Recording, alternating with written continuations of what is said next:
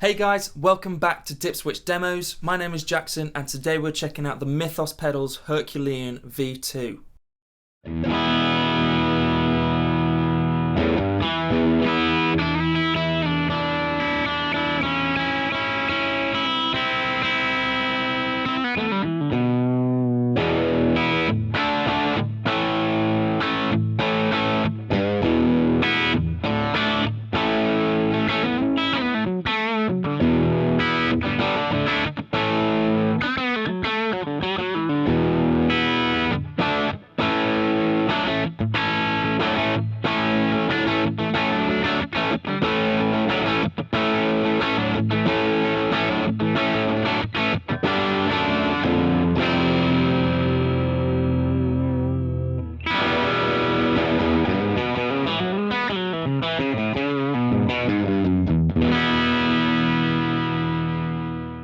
So I don't think Zach would mind me saying too much that I think that this is probably the most misunderstood pedal in the Mythos lineup. And I say that because the first version of the Herculean was essentially a tube screamer type thing with a few different clipping switches and bass cuts and things like that. And the version 2 is not that at all in a way. He's really stripped it down, put everything together that he's learned over the past 10 years of making pedals and essentially made what he sees as, and what I see as, a great do-it-all overdrive. When the version 1 was part of his range, he also had pedals such as the Daedalus, the Earl King, I think that's what it's called, Earl Kring, something like that, and then the Runestone, which was a limited edition version of the Daedalus. He wanted to boil down the best of all those pedals into one pedal, and that is essentially what the version 2 Herculean has become. You get the best of all those 4 pedals in this box. Obviously it can still do the kind of tube screamery type stuff as well, but you can really get up into the high gain registers. It gets almost a bit dumbly, but you can also get some of those kind of blues breakery, transparent. It's just a great overall overdrive. As you can see on the top we have volume and gain, and then on the bottom we have clarity and bass. So your clarity control is essentially a high-end presence, transparency, air sort of control. Dial it back and you get much darker tones, reminiscent of your tube screamers, and dialing it up it really brings up, like I said, it's like a presence control. It adds some air to the tone, and personally I love it around 2 o'clock. Really feels like it's brightening up the signal nicely, and it feels really good to play. The bass control, on the other hand, is a really interesting control. Set just below 0, so literally like a millimeter above 0, then your bass is at unity. Set to 0, you have a very slight bass cut, but as you wind it up, you increase the bass in the circuit. At about 12 o'clock, you have a really nice full low end, and then boosting it all the way, it really fattens out the signal, and it sounds great. This control makes this a really great secret weapon for you bass players, because you're not losing any low end, but you're getting such a really nice drive sound. Other than everything we've just covered, this is, like all the Mythos pedals, a great build quality, great sound, great look as well. I love the look of his pedals, and it stacks so well. It seems to be a theme that I find across all of the Mythos pedals, is that they work with each other and with other pedals amazingly. So I'll also show you a few tones with a fuzz pedal before it.